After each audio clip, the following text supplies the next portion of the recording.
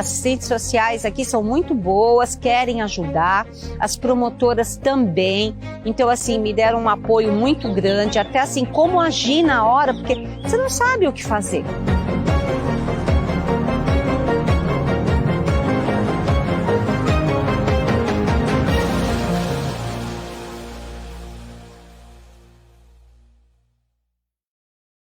Conquiste novas oportunidades. Faça sua graduação na Fundação Santo André. Cursos nas áreas de Engenharia e Arquitetura, Direito, Gestão e Negócios, Tecnologia, Psicologia, Ciências Naturais e Educação. Novo curso de Ciência de Dados e Publicidade e Propaganda. Inscreva-se no Vestibular 2021 da Fundação Santo André. Olá, pessoal, tudo bem? Boa noite. Bem-vindo, bem-vinda a mais uma edição ao vivo aqui do Repórter Diário RDTV, com informação, prestação de serviços. Aliás, tem sido assim desde cedo, além dos horários tradicionais das 11 da manhã e este que estamos falando, o comecinho da noite. Hoje, outras transmissões ao vivo, tendo em vista o dia muito cheio de novidades, de informações e de grande expectativa, principalmente por conta do anúncio do governo de São Paulo, confirmando aquela expectativa. Todo o estado de São Paulo recua para a fase vermelha a partir deste sábado, mas este vai ser um tema que o Carlos e eu vamos detalhar a partir do nosso resumo, também como fica a questão das escolas, das igrejas, estes e outros detalhes que também prosseguiram aí durante toda a tarde desta quarta, 3 de março. Não é mesmo, Carlos? Boa noite. Boa noite, Leandro. Boa noite a você, internauta ligado no RDTV. Seja bem-vinda, seja bem-vindo mais uma vez ao nosso programa. Como você sabe, contamos com sua participação através da caixa de comentários da nossa live, tanto no facebook.com/repórterdiário, youtube.com/repórterdiário e no Twitter, @repórterdiário. Inclusive, além dos comentários, compartilhem o vídeo com o maior número de pessoas possíveis. Assim, aumenta aqui o número de pessoas que vão receber as informações do RDTV. Como disse o Leandro, vamos falar muito sobre o Plano São Paulo, mais uma reclassificação, dessa vez todo mundo na fase vermelha a partir de sábado. Vamos explicar como é que será essa fase vermelha de fato. Também vamos trazer informações do Consórcio Municipal Grande ABC, que vai seguir aí as medidas do Estado, mas nós vamos relembrar também que segue o toque de recolher e o toque de recolhimento. Vamos explicar como é que está a situação em cada cidade. Além disso, novidades sobre vacina em Santo André, o prefeito Paulo Serra se reunindo com fabricantes para tentar pegar mais imunizantes aqui para a região. Agora que estamos próximos de ter autorização para as compras individualizadas de municípios e governos estaduais, ou a partir de consórcios, como muitos estão fazendo. Então, vamos trazer todos os detalhes para a RDTV, claro. Vamos falar da rodada do Paulistão, hoje só Série A1, nesse meio de semana, aqui em São Paulo. Tudo isso é RDTV, como disse, contamos com a sua participação, pois nós vamos começar, Leandro, falando sobre segurança e sobre advocacia. Vamos falar um pouco do que aconteceu hoje aí, porque teve muita gente que queria enganar o pessoal aí, mas não conseguiu pelo bom trabalho feito pela polícia. Verdade. E vamos fazer contato direto com a OAB, Ordem dos Advogados do Brasil, subseção de São Bernardo do Campo. Presidente da OAB local, o Dr. Luiz Ribeiro, está conosco para atualizar as informações dessa ação que aconteceu em conjunto entre a OAB e justamente a Polícia Civil. E aqui, deixar bem claro, né? A gente coloca no GC, até por falta de espaço, falsos advogados, igual quando a gente fala na questão dos profissionais da enfermagem, né? A gente sabe que no caso dos profissionais da enfermagem, a grandiosa maioria cumpre corretamente. E aqui tem muitos casos que nem são advogados, são terceiros que se passam por advogados, enfim, pessoas que usam ali de uma forma irregular e antiética o termo advogado, mas que não são, mas infelizmente acabam aí enganando e aplicando o golpe nas pessoas no dia a dia. Doutor Luiz, obrigado pela gentileza da entrevista, boa noite. Boa noite, Leandro, boa noite, Carlos, boa noite a todos que nos assistem. Perfeita, essa sua observação inicial é realmente adequada, não são falsos advogados, né? São terceiros que se passam. Eu queria só, Leandro, antes de mais nada, deixar aqui um agradecimento ao doutor Alberto e ao doutor Felipe, do 1º Distrito Policial de São Bernardo, bem como aos valorosos advogados que estiveram hoje nessa nossa diligência, vamos assim denominar, a nossa comissão de prerrogativas com o Dr. Cláudio Morales, a comissão de combate ao exercício ilegal da profissão com o Dr. Leonardo Tucci e a comissão de ética e disciplina com a doutora Sueli, que os três, com suas respectivas equipes, estiveram hoje nessa operação conjunta entre OAB e Polícia Civil. Agora, doutor Luiz, o que suscitou, o que fez deflagrar essa operação e, na prática, qual foi o resultado obtido?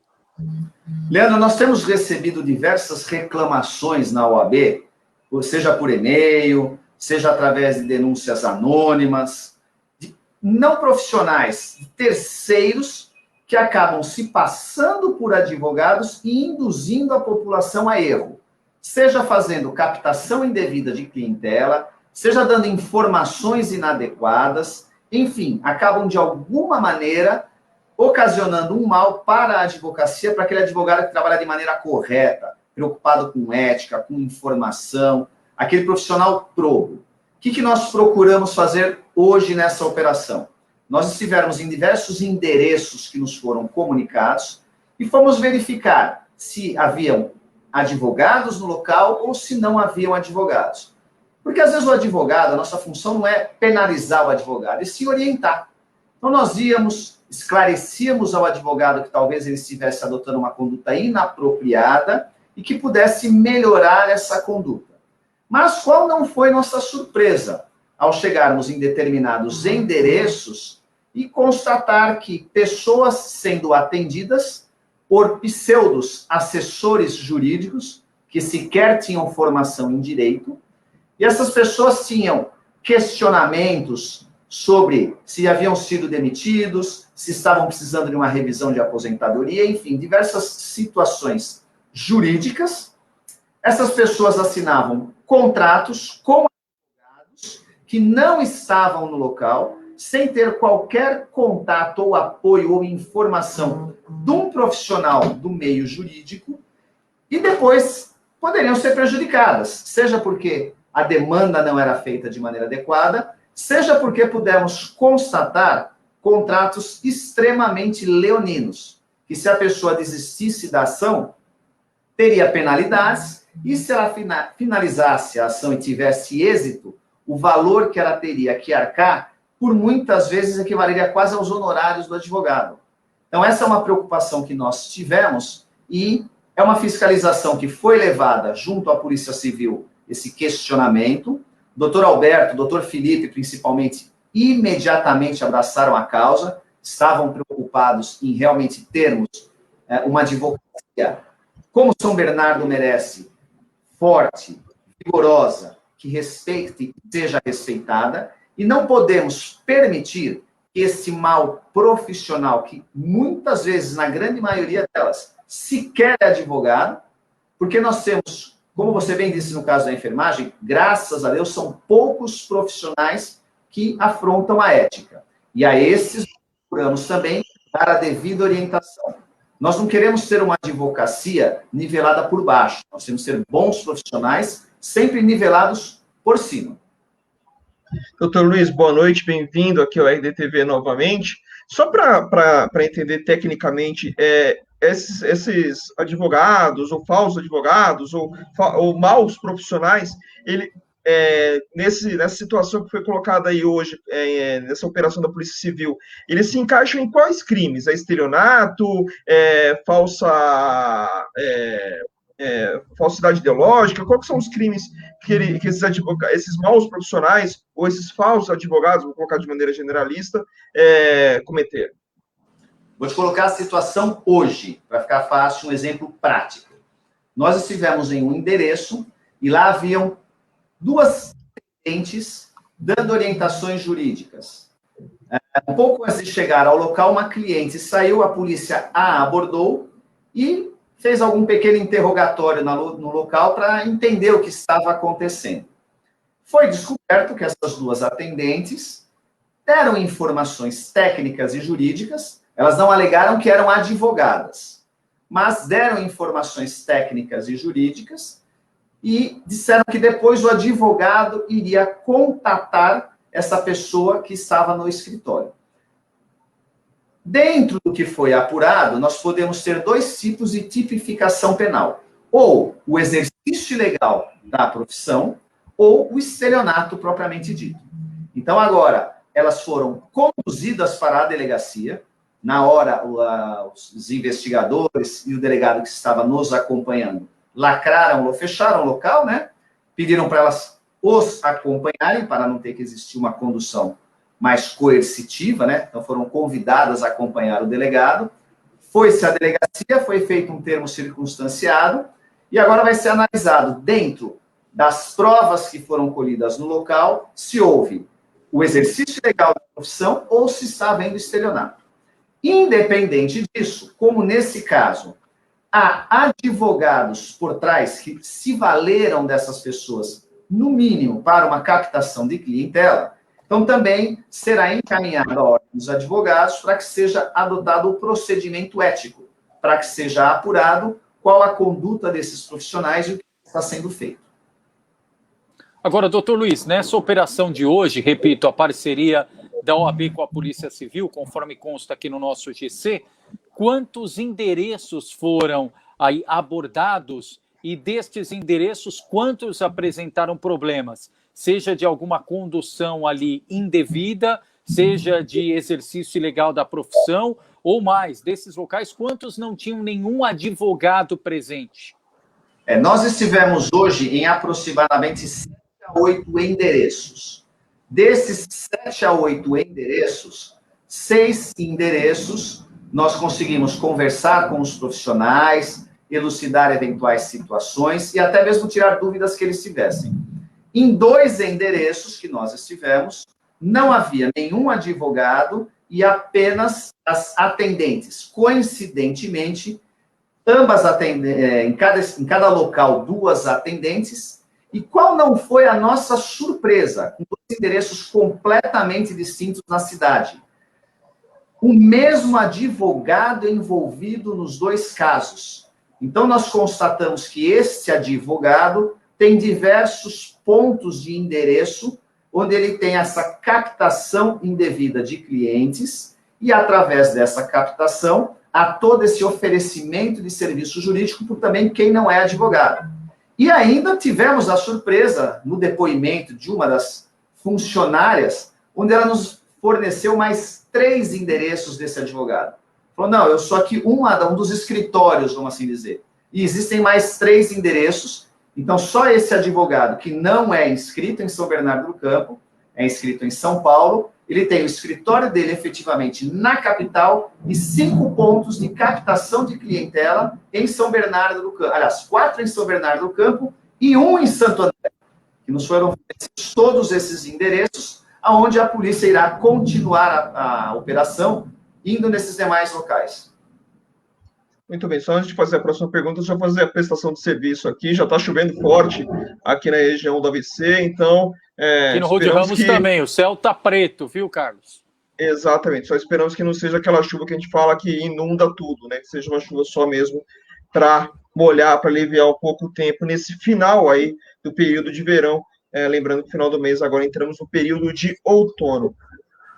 Doutor Luiz, só para o pessoal que às vezes não está muito habituado com essas questões da OAB, como é que funciona? O advogado ele é inscrito, por exemplo, na OAB de São Bernardo. Ele só pode ter escritório em São Bernardo, ele pode ter escritório em outras cidades, se tiver em outras cidades, ele tem que reportar a OAB. Como é que funciona isso dentro da ordem? Vamos imaginar 2 situações. Você tem um advogado que não tem uma sociedade, ele trabalha sozinho. Então, se ele trabalha sozinho, ele aparentemente estará num único local. Nada impede que ele tenha mais de um endereço. Eu posso, por exemplo, ter um escritório aqui em São Bernardo e ter um escritório, vamos colocar aqui do lado, em Diadema. Então, eu atendo os clientes em qualquer um dos 2 escritórios. Então, estou aqui em São Bernardo, marco um atendimento na segunda-feira de manhã. E posso marcar um atendimento na segunda-feira à tarde no meu escritório em Diadema, não tem problema nenhum. Eu posso ter mais de um local. Eu posso ter uma sociedade de advogados com diversos sócios. E eu posso ter, eu como sócio, ficar em São Bernardo e ter o meu outro sócio ficar em Diadema, ter um sócio em São Caetano, ter um sócio em São José dos Campos. Não há problema nenhum. eu ter quantos escritórios se façam necessários, desde que no local esteja um advogado. Se eu crio a figura da sociedade de advogados, não importa se será uma sociedade individual ou advogados associados, enfim, a quantidade de associados que terá, eu posso também ter diversos endereços. Só que quando eu crio a figura da sociedade empresarial, eu comunico à Ordem dos Advogados, a OAB ela tem uma seção específica para sociedades que cuida de toda essa documentação e regularização, mas eu presto contas, eu tenho que mostrar para a Ordem de que eu estou numa atividade adequada, no local certo, e eu tenho a informação precisa. Então, não há problema nenhum de, naquele momento, não ter um advogado. Eu, por exemplo, por diversas vezes não estou no escritório. Vem alguém me procurar, eu quero falar com o doutor Luiz. Ele não está. Então, se remarca uma data, ou às vezes a pessoa só quer saber o andamento do processo. Então, nada impede que eu tenha uma pessoa que, olha, o andamento do processo está nessa situação. O que não pode ter? Quem não é advogado dando uma assessoria jurídica. E esses escritórios, eles têm, por exemplo, nós podemos citar, não vou citar o nome do escritório, mas vou soltar a região. Nós temos aqui, em frente ao INSS, diversos escritórios que fazem advocacia previdenciária. Um dos locais flagrados foi lá na rua Newton Monteiro de Andrade. Nesse local, não havia um advogado. Nós fomos num endereço ao lado, havia um advogado. Então, aquele cidadão que está passando ao INSS, que eventualmente quer ter um advogado para defender a sua causa, para ajuizar uma ação. Ele para no estabelecimento, ele conversa com o advogado, ele tem todas as suas dúvidas atendidas. Ele vai naquele escritório do lado. Como é que funciona? A atendente, que não tem formação jurídica, pede a ele que dê cópia de documentos, faz um questionário, um formulário com diversas informações, como se fosse uma entrevista, pega uma procuração em branco, a procuração não está nem o nome do advogado, faz essa pessoa assinar um contrato com um advogado que ela nem conhece, e dali já começa a partir, a fazer efeitos, a ter causa a todo esse contrato, e já gera esse vínculo. Ou seja, cadê a pessoalidade que existe na advocacia, do advogado entender o problema do cliente, saber o que ele efetivamente precisa, orientar de maneira adequada. Isso não existe. Por quê? É uma pessoa que se passa por assessor jurídico. Para você ter uma ideia, Leandro e Carlos, os que estão nos assistindo, num desses estabelecimentos, foi assinado um contrato com 2 advogados e foi assinada uma procuração com 3 outras pessoas que não eram os contratantes. Dessas 3 outras pessoas, 2 eram advogados e um estava na procuração como assessor jurídico. Você vê que o próprio advogado está cometendo uma infração ética ao colocar uma procuração processual um assessor jurídico.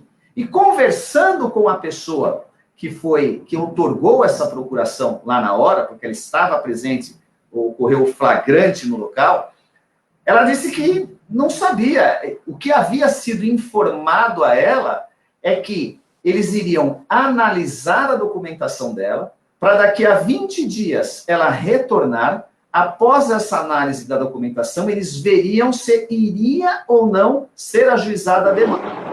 Só que, na verdade, ela já tinha dado a procuração para os advogados, sem ela saber. Fizeram ela assinar o documento.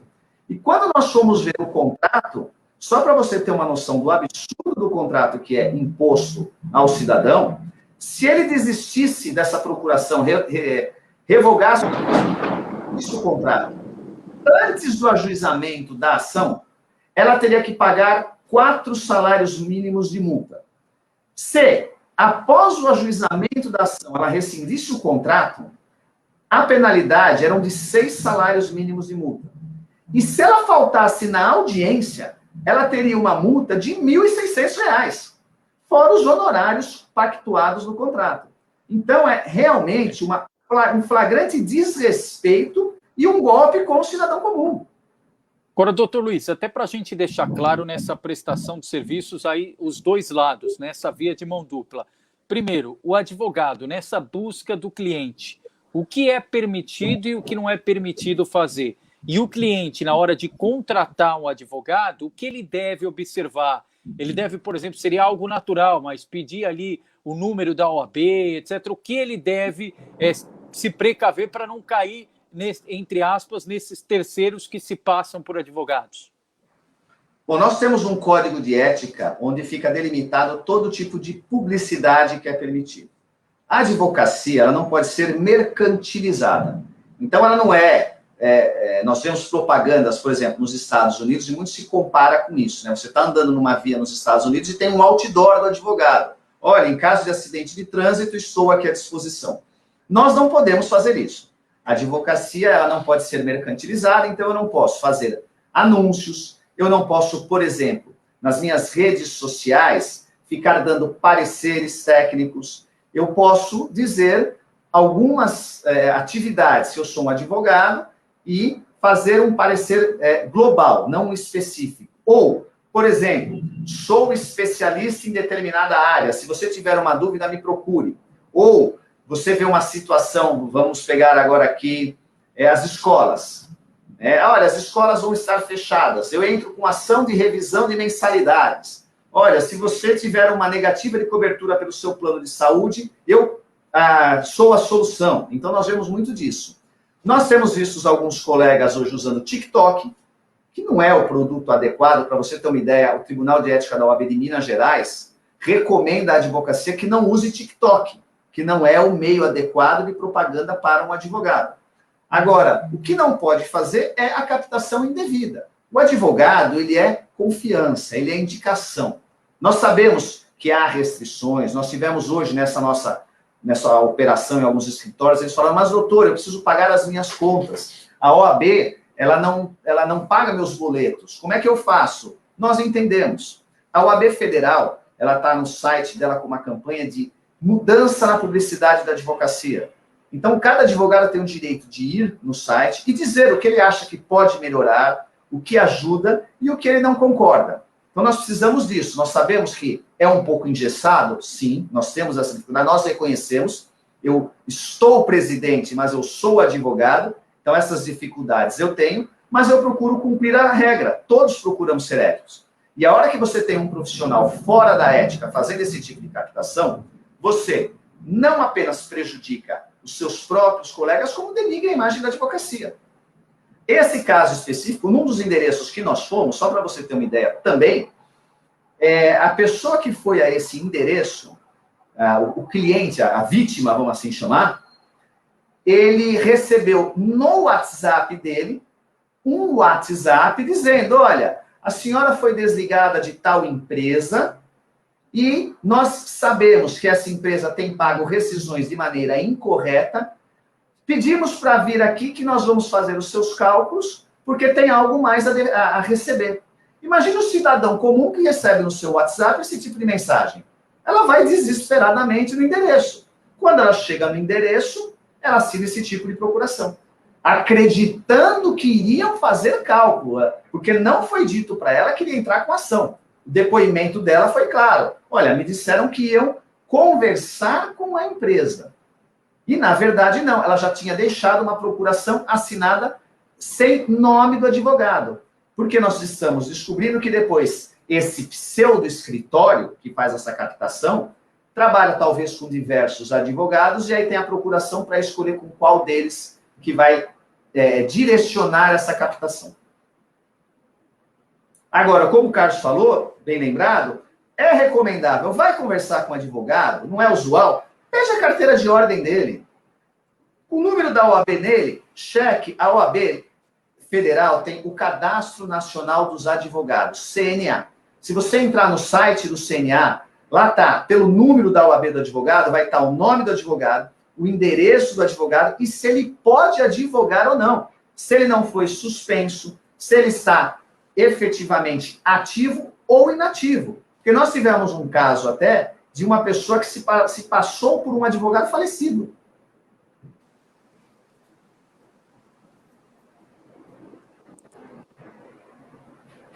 Então é importante que efetivamente quando for contratar um advogado, veja o número da ordem e pesquise no site antes de outorgar a procuração. Perfeito, perfeito. Operações como essa, doutor Luiz, essa foi a primeira? Essa que nós conhecemos, e a própria Polícia Civil falou, foi a primeira. Eles falaram que nunca tinha sido feita uma operação antes, porque nunca houve esse tipo de parceria entre a OAB e Polícia Civil. E isso, desde o início da gestão, nós temos procurado fazer parcerias e manter um bom relacionamento com as demais instituições, e parece-me que agora, nessa pandemia, o volume de informações que está sendo divulgada, porque não foi só essa empresa dessa pessoa. Nós temos recebido diversas informações. Então, nós não sabemos como essas empresas de captação de clientela têm recebido esses dados. Nós não sabemos se vem de um sindicato que faça homologação, se vem de um funcionário de dentro da empresa, se é um hacker que rouba as informações, isso é vendido na Dark Web, enfim. É algo que agora a Polícia Civil irá também tomar as devidas precauções. E o melhor, foi a primeira operação de uma série, porque nós temos esse compromisso da Polícia Civil de continuar fazendo esse tipo de operação. De locais lacrados, o senhor relatou teve mais de um, doutor Luiz? Os 2 estabelecimentos que não tinham advogados, que estavam com atendentes, foram fechados e encaminhados os presentes à delegacia. Esses não poderão abrir mais. A gente sabe que não é assim, gostaríamos que fosse, né? Mas amanhã corre o risco de estar lá aberto novamente, mas a polícia já está com esses endereços. Então, eu acredito que agora haverá uma fiscalização maior, tanto da Polícia Civil quanto da OAB, porque nós também não pretendemos parar com esse tipo de trabalho. Perfeito. E, doutor Luiz, até aproveitando aqui no rodapé da entrevista, atualizar as informações. Hoje a gente teve o anúncio por parte do governo de São Paulo, e dá até para ouvir o barulho do trovão aqui no Rude Ramos. Mas a atualização do governo de São Paulo sobre o plano e todo o estado voltando a partir de sábado para a fase vermelha. No dia a dia da OAB de São Bernardo, o que muda com essa decisão? Vai ter que ser intensificado algo? Já estava a maioria das coisas virtuais. O que vai mudar no trabalho da Advocacia de São Bernardo a partir de sábado, doutor Luiz? Olha, até agora nós estávamos com os atendimentos presenciais, quanto à farmácia, livraria, dentista, certificação digital e todos os serviços normais, claro que respeitado as normas para evitar aglomeração, limitada a quantidade de pessoas de acesso à casa. Nós, inclusive, nos estávamos preparando para segunda-feira, dia 8 de março, um café da manhã em homenagem ao Dia da Mulher às Advogadas, também restrita a quantidade de pessoas, e já tivemos que cancelar. Estamos só aguardando para ver como vai ficar o Tribunal de Justiça, que ainda não se manifestou, não, pelo menos com essa correria do meu dia, ainda não consegui ver se já saiu algum provimento suspendendo o funcionamento, mas, a princípio, Leandro, nós estamos querendo realmente fazer o fechamento da casa e tudo virtual. Eu acho que a saúde é em primeiro lugar, nós sempre nos pautamos por tomar medidas preocupados em não deixar tudo parado, a poder atender a advocacia, respeitado a saúde e a segurança tanto dos nossos colaboradores quanto dos advogados e advogadas, mas a norma não se discute, tem que se cumprir. Se o fechamento é total, vamos cumprir, vamos fechar a casa, vamos suspender certificações digitais. Como nós temos na casa a nossa farmácia, e a farmácia ela é essencial, principalmente para a advocacia, porque os nossos medicamentos são vendidos ao preço diferenciado, então nós vamos manter um plantão na casa exclusivamente para a farmácia. A parte administrativa vai ser suspensa, cumprindo o decreto governamental. Mas não vamos parar, mesmo assim, estamos de olho. Perfeito, perfeito.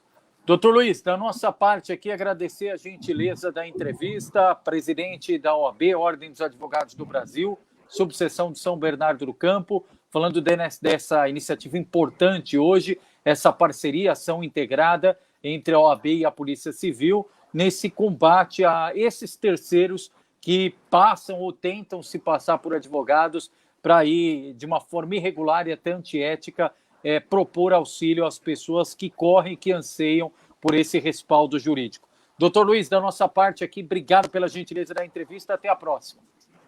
Eu que agradeço, Leandro. E é importante esse tipo de trabalho e operação da Polícia Civil. Realmente é uma parceria que nós pretendemos colher muitos frutos. Desse ano, com certeza, mais operações, mais fiscalizações serão feitas. E nós também temos o compromisso de fazer um trabalho de visitar aos escritórios com nossa comissão de ética para orientar aqueles que tenham dúvidas. E só deixar um recado final, Leandro. Aqueles que souberem qualquer tipo de atuação ou tiverem dúvida, ou receberem em seu WhatsApp comunicados oferecendo serviço, oferecendo revisão de aposentadoria, revisão de processo trabalhista, alguma coisa, que nos encaminhem isso. Hoje, nós temos o nosso WhatsApp à disposição do advogado e do cidadão. Nosso número é 4362-2446. Então, que possam comunicar à subseção que nós estaremos fiscalizando e acompanhando. É importante a advocacia estar atenta, o cidadão ter o seu direito respeitado e nós voltarmos a ser devidamente valorizados. Legal, doutor Luiz. Obrigado. Até a próxima. Conte com o espaço para atualização das notícias. Obrigado. Obrigado. Até a próxima. E se a gente segue aqui atualizando as informações, como você percebe, o Carlos acho que teve problema da conexão, e vocês estão ouvindo esse barulho forte aí, é barulho dos trovões aqui na região do Rude Ramos, em São Bernardo. Está chovendo forte aqui na região, aliás, desde metade da live aqui em diante, chovendo muito forte. Então, se vocês aí ouvirem algo estrondoso, é a questão do tempo aqui, a chuva que está caindo nesse momento aqui na região do Rude Ramos, em São Bernardo do Campo. Vamos partir para o resumo aqui? Vamos lá, pessoal. Na parte do resumo, olha lá, vai vir mais. O que é importante a gente destacar? Primeiro, a questão da fase vermelha, né? Então, todo o estado de São Paulo, a partir deste sábado, dia 6 de março, então, virou sexta para o sábado, 00:01, começa o Plano São Paulo.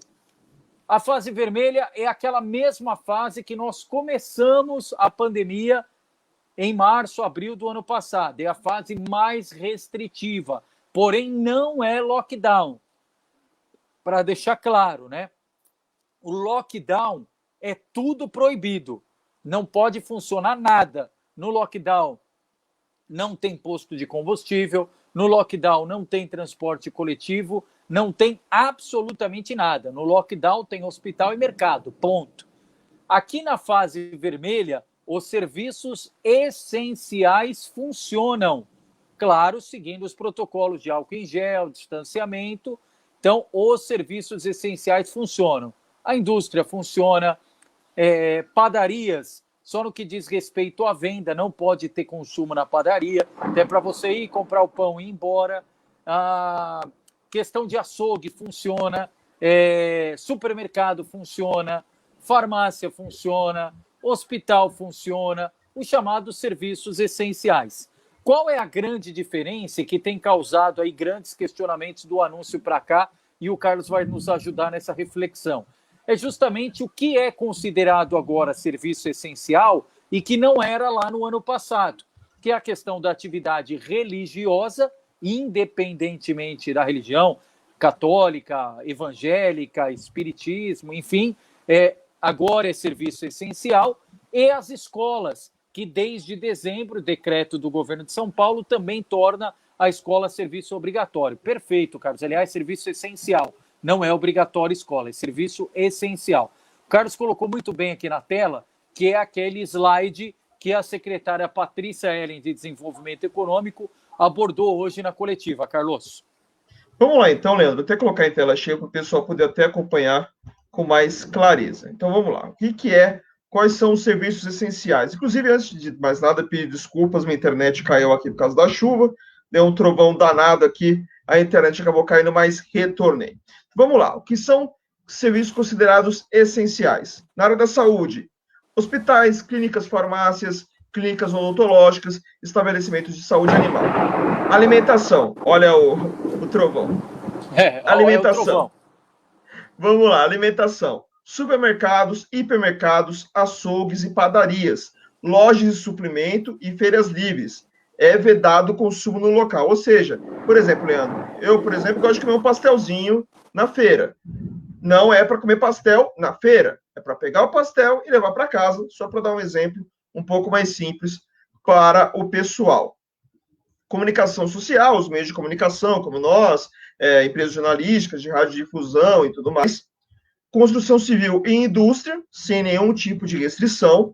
Serviços gerais, hotéis, lavanderias, serviços de limpeza, manutenção e zeladoria, serviços bancários, incluindo lotéricas, serviços de call center, assistência técnica de produtos eletroeletrônicos, bancas de jornais e atividades religiosas. Estão permitidas com restrições ali na capacidade, na ocupação ali do local.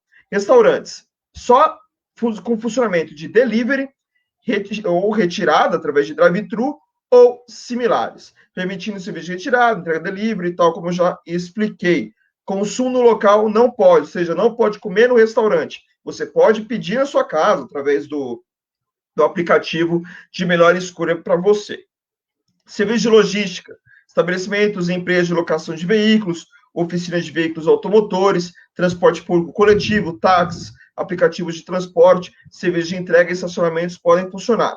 E o serviço de abastecimento, cadeia de abastecimento e logística, produção agropecuária e agroindustrial, transportadoras, armazéns, postos de combustíveis e lojas de materiais de construção, além da educação. E aí, no caso da educação, Leandro, é bom a gente sempre fazer aquele parênteses. O Estado ele permitiu a volta gradual, mas olhe o que o seu município vai fazer, o que o seu município está permitindo. A história da situação toda em relação aos decretos municipais acabam sendo mais importantes na questão da educação do que o decreto estadual. Então, se o seu município ainda não permite a volta às aulas, então você ainda não retorna, né? É bom lembrar que no caso de faculdades, Leandro, segue presencialmente, lógico, levando em conta a capacidade da faculdade, e no caso das escolas particulares públicas públicas, aí no caso das públicas estaduais e municipais, depende do conselho, aí depende da determinação municipal, Leandro. E deixar claro, Carlos, é importante essa ponderação que você fez. O próprio secretário Rocieli Soares, quando questionado hoje na coletiva, ele frisou: a escola está aberta, não significa que tem volta às aulas. Volta às aulas é uma coisa, escola está aberta é outra coisa. E principalmente o perfil do aluno, né? Se você está em home office, se você tem condição de ficar com seu filho e sua filha em casa, não há aquele comprometimento maior, porque sempre há algum tipo de comprometimento, mas não há o comprometimento maior com essa questão de não ter interação. Então permaneça com o seu filho e sua filha em casa, até porque as escolas podem estarem abertas, mas com um número reduzido, até 35% dos alunos matriculados. Então é para atender basicamente o quê, Carlos? E é sempre importante destacar, tem criança, infelizmente, que é a realidade no Brasil, criança e adolescente, e no estado de São Paulo não é diferente, que vai para a escola por conta de comer, porque não tem comida em casa. Então, se tiver escola fechada, essa criança tem a sua alimentação comprometida. Outro detalhe, tem gente que não consegue ter o acesso remoto. É uma realidade no Brasil. Tem gente que não consegue ter um aparelho celular, não consegue ter um computador. Tem gente que tem aparelho, mas não consegue ter a operadora no local onde mora. Não é uma boa operadora, não tem um bom sinal. Então, para essas pessoas, a escola vai ficar aberta. E até mesmo, Carlos, para aqueles pais e mães que trabalham. E aí vai deixar o filho com quem? Então, cada um vê a sua realidade. Se você tem condição de deixar seu filho em casa, sua filha em casa, não vai comprometer pela idade, pelo momento dele de aprendizado, permaneça em casa pelo menos nessas 2 semanas. Agora, se você trabalha, esposo trabalham, não tem com quem deixar a criança, aí realmente você vai mandar a criança para a escola. E com todos os cuidados necessários, porque ficou muito claro já, e a gente falou isso bastante nas outras semanas, não é que o vírus está dentro da escola. O vírus, a criança, infelizmente, ou adolescente, ele não entra numa bolha e vai para a escola, e aí quando sai da escola ele entra na bolha. ele está suscetível a tudo no trajeto de ida e de retorno da escola, né? Assim como todos os profissionais que lá trabalham. Tem gente que usa o transporte público continua à disposição. E aí, Carlos, só para reforçar, o doutor Renato, infectologista, falou conosco agora no finalzinho da tarde, ele deixou muito claro qual é o tripé que ajuda e é fundamental nesse momento, como tem sido desde o começo da pandemia. Primeiro, manter o distanciamento. Não adianta nada todo mundo usar máscara e tá aparecendo lata de sardinha dentro do metrô às 6 horas da tarde, dentro do trem, dentro do ônibus. Então tem que ter também uma parcimônia e um equilíbrio em relação a isso. Não é porque colocou a máscara que você pode grudar numa pessoa que está com você. Então tem que ter o distanciamento, tem que ter a máscara sendo utilizada da forma correta e higienização das mãos. Esse é o tripé para você conseguir combater de uma melhor forma o coronavírus. Agora, você tem teletrabalho, como o caso do Carlos, o meu caso, pode fazer o teletrabalho? Não pense duas vezes. Fique em casa, faça o teletrabalho. Tem que sair para ir no mercado, porque em algum momento você tem que comprar alimento. Se está precisando tomar remédio, vai na farmácia, pega lá a receita, leva na farmácia. Ok, precisa passar no médico, ok. Mas fora disso, até porque vai para onde, né, Carlos? Shopping vai estar fechado, comércio vai estar fechado. A não ser que você for para a igreja, né? Essa é a opção, né? Seria a opção de saída. Mas as igrejas têm limitações, as igrejas também têm protocolos. E, sinceramente, né, gente? Eu acho que, por mais que a gente saiba que a fé sempre ajuda, principalmente no psicológico das pessoas, eu sou católico, Leandro, se não me engano, também é católico. Logicamente que a gente acredita em Deus, é ótimo ir na igreja quando você pode, mas num momento como esse, né, você tem que confiar aquela coisa, né? Deus é onipresente. Então, você pode rezar na sua casa, você poderia acompanhar a missa, ou o culto, ou a atividade religiosa através da internet, sem problema algum, né? Acho que, sinceramente, essa questão de terem liberado as atividades religiosas é bem questionável, né? Essa situação toda, né? Essa pressão, né? Que, infelizmente, aquilo que a gente vem falando nos últimos dias, né? A influência política entre eleições continua sendo um grande fato que atrapalha o Brasil no combate à pandemia, tanto do lado daqueles que são negacionistas, quanto do lado daqueles que estão tentando fazer alguma coisa, mas fazem bem male-male, né? Então, reforçamos aqui o que os estados estão fazendo. O Consórcio Municipal Grande ABC vai seguir à risca essa situação, lembrando que, além da fase vermelha, você tem o toque de recolher até domingo em Santo André, São Bernardo, Diadema e Mauá. Então temos que lembrar disso. O toque de recolher segue valendo até domingo. Depois disso, todas as cidades basicamente entram naquele toque de recolhimento, né? Ou seja, mantém ali o transporte público, mas com orientação para que todo mundo fique em casa. Mas com a fase vermelha, isso acaba sendo ainda mais reforçado. E outro ponto, né, Leandro? Não vamos imaginar que a fase vermelha entrando agora, ela rapidamente vai surtir efeito. Não. Nessas próximas 2 semanas, a gente vai continuar vendo o viés de alta do número de casos, do número de internações. Infelizmente, a gente está pagando o pato agora do carnaval, né? Do pessoal que foi irresponsável e saiu do carnaval. Então, a gente paga esse pato agora. Quem sabe ali na segunda quinzena de março, no final dessa segunda quinzena, ou início de abril, a gente começa a sentir uma queda. Mas mesmo assim, não vai ser algo tão imediato e tão brusco, não vai ser uma queda tão brusca.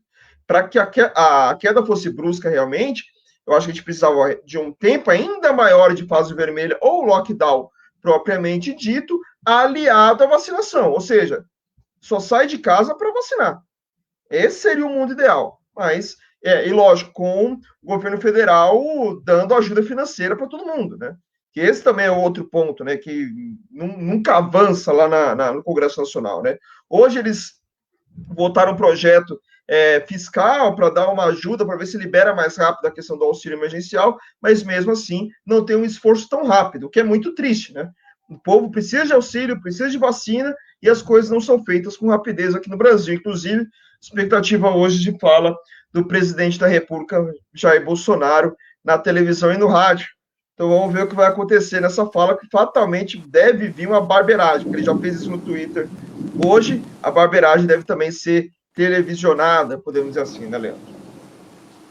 Verdade, Carlos. E salientar, Carlos, você lembrou bem também, a gente está muito focado na fase vermelha, mas tem ampliação do toque de restrição do Estado, né? O toque de restrição, que até então era das 22, ou seja, das 10 da noite às 4 da manhã, vai ser um pouco maior, vai ser das 8 da noite até às 5 da manhã. Então, das 8 às 5, o toque de restrição. O toque de restrição, só os serviços ali extremamente essenciais funcionam, né, para você ficar batendo perna também aí na rua. Então, para deixar claro aí também essa orientação para quem está nos acompanhando. Carlos, Leandro, em relação... Pois não. Não, só não sei se você entraria agora no assunto do prefeito Paulo Sérgio, só para a gente colocar o vídeo dele falando sobre a fase vermelha na região, né? Já que ele é o presidente do consórcio intermunicipal.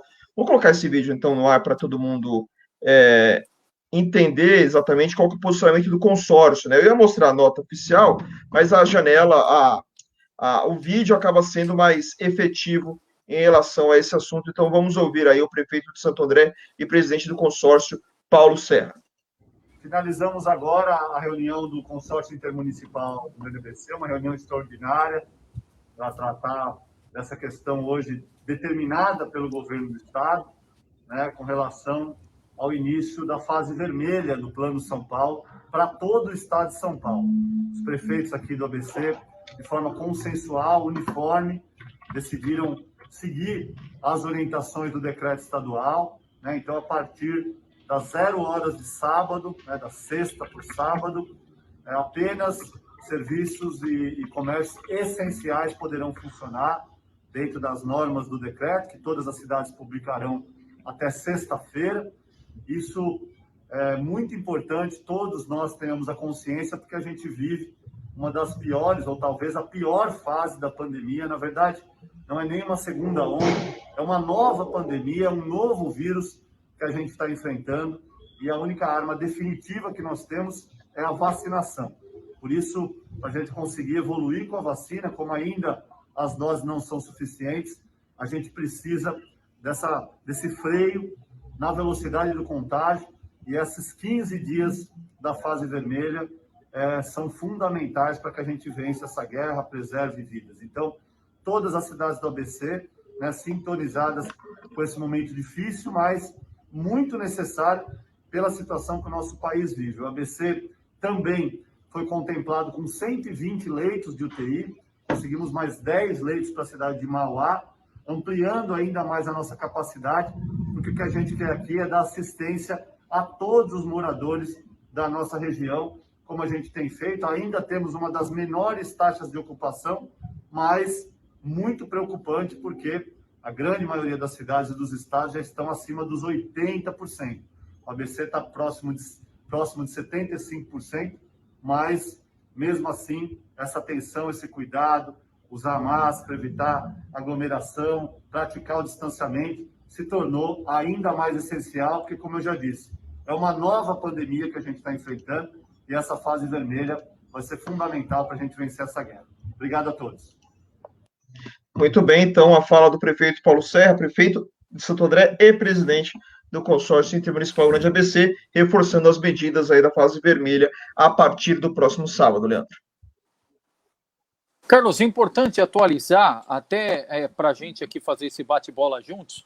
A gente tinha falado já desse pleito do consórcio, até na entrevista a gente reforçou ontem com a Cássio Miranda, secretário executivo. Então, o ABC tinha pleiteado 110 leitos, e agora o prefeito confirma não só a vinda dos 110, mas adiciona 10 de Mauá. Então, são 120 leitos ao todo.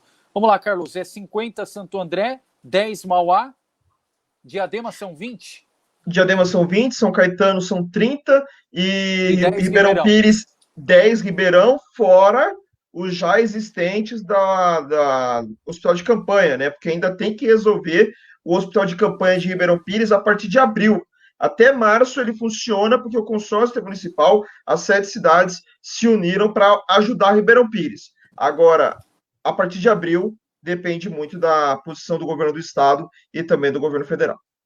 Então é importante, dos 500 leitos que o Estado anunciou hoje na coletiva, que seriam incrementados à rede estadual, desses 500, 120 virão aqui ao ABC. Até pela manhã o secretário de Saúde falava, a matéria já está no site também do Repórter Diário, o Carlos já deixou lá à disposição a fala do Márcio Chaves, destacando que os 50 de Santo André serão todos ali alocados no CHM, então não vai ter mais abertura de hospital de campanha, vai permanecer o Della Antônia, que já está aberto, vai permanecer o da Universidade Federal do ABC, que também está aberto, e vai colocar ali 50 leitos de UTI, justamente no CHM, esses 50 que serão introduzidos nos próximos 15 dias na cidade de Santo André, Carlos.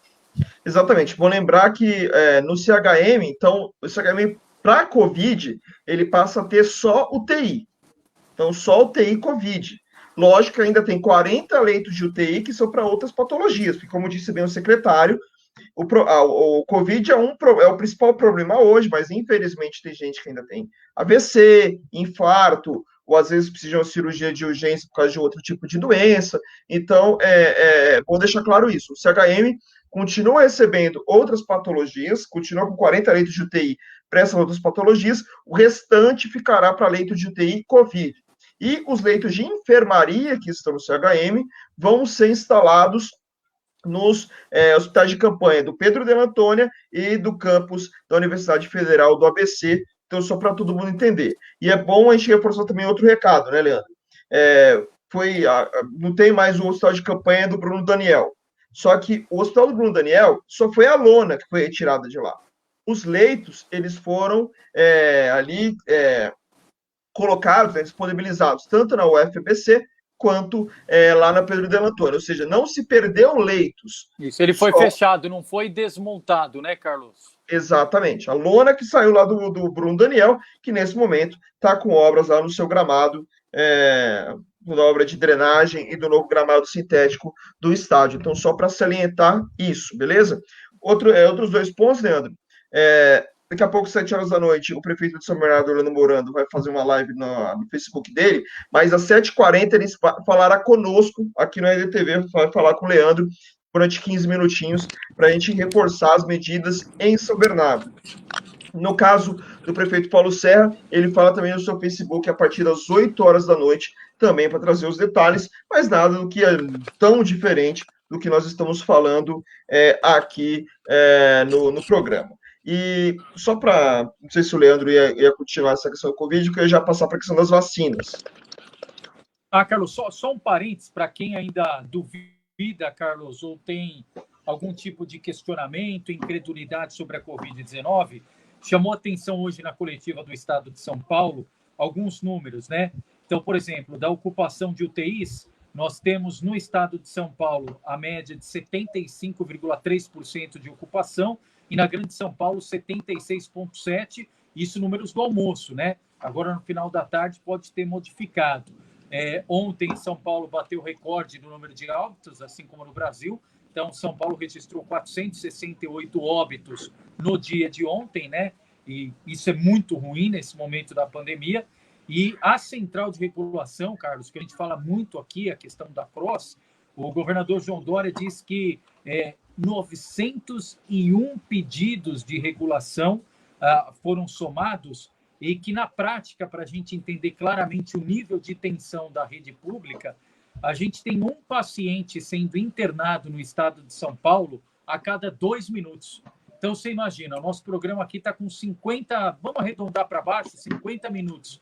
Então, só nesses 50 minutos, seguindo essa lógica, 25 pacientes já teriam sido internados aqui no estado de São Paulo por conta exclusivamente da Covid-19. Fora as outras doenças, fora as outras comorbidades, as outras situações que a gente sabe que também demandam a questão hospitalar. Então, só para quantificar aqui esse universo que demonstra justamente que nós estamos no pior momento da pandemia, Carlos. E outro detalhe, né, Leandro? As pessoas que geralmente iam para as UTIs ficavam ali de 3 a 4 dias na pandemia, no ano passado. Agora a média está entre 10 e 14 dias, ou seja, estão ocupando por mais tempo. Então, está saturando, a situação está saturando. E além disso, Leandro, o Brasil não tem um número grande de profissionais de medicina, médicos, enfermeiros e tudo mais, para atender a todos os leitos de UTI, ou seja, nós estamos com o dobro de leitos que normalmente o Brasil tem, ou seja, dobrou o número de leitos que o Brasil tem normalmente, em épocas normais, porém, a gente não tem profissional para tudo isso. Então, olha o tamanho da dificuldade. Por isso que, desde o início, aí a fala do secretário do Márcio Chaves hoje foi perfeita em relação a isso. Desde o início está se falando, não adianta o poder público fazer a sua parte se o povo não faz a sua.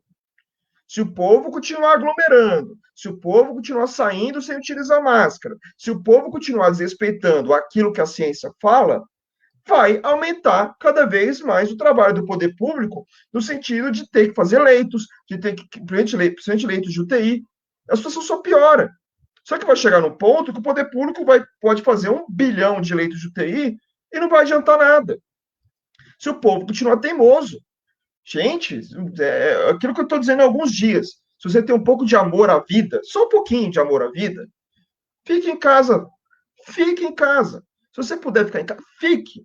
Sabe, leia um livro, veja uma novela, veja uma série, escute um podcast, um rádio, uma coisa que você gosta, faz uma atividade física mesmo dentro da sala, liga um rádio, dança dentro do seu apartamento, da sua casa, sabe, agita, mas em casa, só com aqueles que estão convivendo com você dia a dia, sabe, sem aglomerações, sem festinhas, tudo isso para a gente se proteger um ao outro.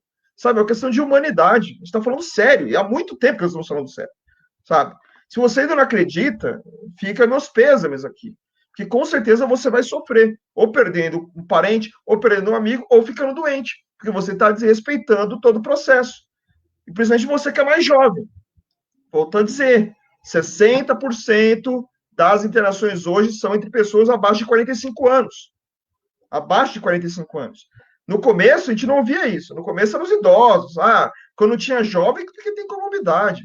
Agora, jovens sem comorbidade estão morrendo na fila, porque não tem leito de UTI suficiente. Então, consciência, pessoal. Se a gente não tiver consciência, o governo pode despejar o dinheiro que for na saúde, na economia, no que for. A gente não vai conseguir sair desse processo. E a situação vai ser cada vez mais difícil. Leandro, só para, então, falar de vacinas, só para trazer primeiro o vacinômetro do governo do estado de São Paulo, para mostrar quanto nós temos de vacinas já aplicadas, até às 18 horas e 40 minutos, 2.828.978 doses foram aplicadas, 2.166.844 de primeira dose, 662.134 pessoas já receberam a segunda dose. Lembrando que o governo do estado hoje anunciou a possibilidade de comprar mais 60 milhões de doses de vacinas, entre elas Sputnik, Pfizer e Coronavac, 20 milhões de cada uma. Então, os processos já foram liberados pelo governo do estado de São Paulo, o anúncio que já tinha sido feito aos prefeitos ontem e foi reforçado hoje na coletiva de imprensa. O governo federal diz que vai comprar mais 100 milhões de doses da Pfizer, 400 mil doses ainda no mês de março da Sputnik. No caso da Pfizer, a Pfizer tem o uso definitivo já aprovado pela Anvisa, a Sputnik ainda não tem nem o definitivo e nem o emergencial feito pela Anvisa. Mas o governo federal já disse sobre isso, mais 400 mil doses da Anvisa, da Sputnik, e mais 100 milhões da Pfizer. Tem mais 30 milhões de doses da Coronavac, que também serão comprados pelo Ministério da Saúde, a mais em cima do contrato, ou seja, o contrato era de 100 milhões, agora passa a ser de 130 milhões de doses da Coronavac, e é claro, estamos aguardando aí outras posições, outros movimentos.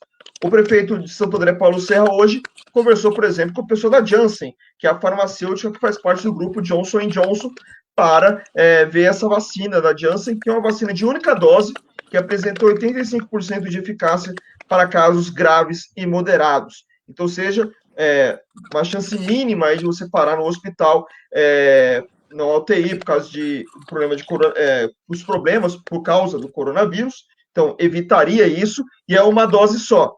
Ou seja, que pode acelerar esse processo aí, Leandro, de vacinação aqui no Brasil. Então, vamos aguardar. Por enquanto, no Brasil, nós temos aplicadas vacinas da Coronavac e da AstraZeneca, Temos a Pfizer com o uso definitivo e estamos aguardando as demais, Moderna, Janssen e a Sputnik, para ver se elas vão ter ou não o uso emergencial ou definitivo sendo dado pela Anvisa, Leandro. Perfeito, Carlos. Carlos, se não tiver outro destaque, vamos para o futebol? Então vamos para o futebol rapidinho, porque já começou a rodada do Paulistão, a segunda rodada do Paulistão nessa quarta-feira. Na verdade, começou ontem com o Mirassol 1, Novo Horizontino 1, lá em Mirassol. O São Paulo, hoje, o jogo acabou, venceu a Inter de Limeira por 3-0 fora de casa. O Santos empatou, está empatando com a Ferroviária 1-1 na Vila Belmiro. Começou agora, já está com 2 minutos de jogo, Corinthians e Palmeiras lá na Neoquímica Arena, Corinthians com time em reserva por causa do surto de Covid e o Palmeiras com equipe mista por causa da final da Copa do Brasil. São Caetano e Red Bull Bragantino também já começou. Amanhã, 3 horas da tarde, teremos Ituano e São Bento. Às 16h45, Botafogo e Guarani. E às 19 horas, Ponte Preta e Santo André. Lembrando que o jogo do São Caetano agora é a estreia do São Caetano no campeonato, já que ele não jogou no último domingo, porque o jogo contra o Palmeiras foi adiado para o dia 11, e o Santo André, depois de empatar com o Santos, enfrentando esse desafio com a Ponte Preta lá em Campinas. Lembrando, Leandro, que até para trazer o futebol também para esse meio da questão da fase vermelha, diferente do que aconteceu no ano passado, quando a fase vermelha foi introduzida e os jogos foram cancelados, né, foram adiados, durante um período de 4 meses, mais ou menos, dessa vez os jogos ocorrem normalmente, ou seja, nós teremos o Campeonato Paulista no final de semana normalmente, como está todo mundo já aguardando, teremos a final da Copa do Brasil entre Palmeiras e Grêmio no Allianz Parque, domingo, às 18 horas, a diferença é que agora, pelo menos a gente imagina e esperamos que isso aconteça, será mais difícil de ter aglomerações de torcedores, principalmente no caso de vitórias do Palmeiras, como já aconteceu, infelizmente, na disputa da Libertadores, quando já não era para aglomerar e muita gente aglomerou, vídeo o pessoal lá da Goiás. Boa. Carlos, então, 7h45, aliás, 7h40, voltaremos na entrevista com o prefeito de São Bernardo, Orlando Morandi, e mais informações aqui da nova fase, né, a fase vermelha, a partir deste sábado. Carlos, se nada acontecer, obrigado, até a próxima. Até a próxima, Leandro, até a próxima, internauta ligado no RDTV, mais informações no site repórterdiario.com.br. Grande abraço a todos e até o próximo programa. Por conta da pandemia, a Prefeitura de São Bernardo reformou o Hospital Anchieta, equipou o HMU e o HC e entregou o Hospital de Urgência, um dos maiores do país, exclusivo para Covid. No total, mais de 500 leitos, 1.500 novos profissionais. A Prefeitura trabalhou, reforçou a vigilância sanitária, cuidou da cidade. Enquanto a vacina não chega para todos, o melhor remédio é se cuidar. Prefeitura de São Bernardo do Campo.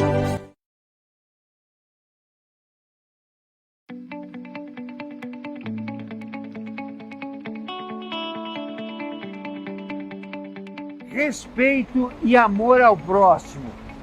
Essa sempre foi a bandeira erguida pela Suzantur. Respeito e amor a você. Sabe por quê? Porque o ônibus não é apenas um meio de transporte. É onde você conhece pessoas, faz amigos, descansa depois de um dia cansativo de trabalho. Enfim, nós somos uma família. A Suzantur entende isso. Aliás, sempre teve isso como lema: dar carinho e conforto para vocês. E nesse momento que nós estamos vivendo, o cuidado com a saúde tem que ser redobrado. E a Suzantur fez isso. Ela tomou todas as medidas necessárias para que você, colaborador, e você, passageiro, viajem com segurança.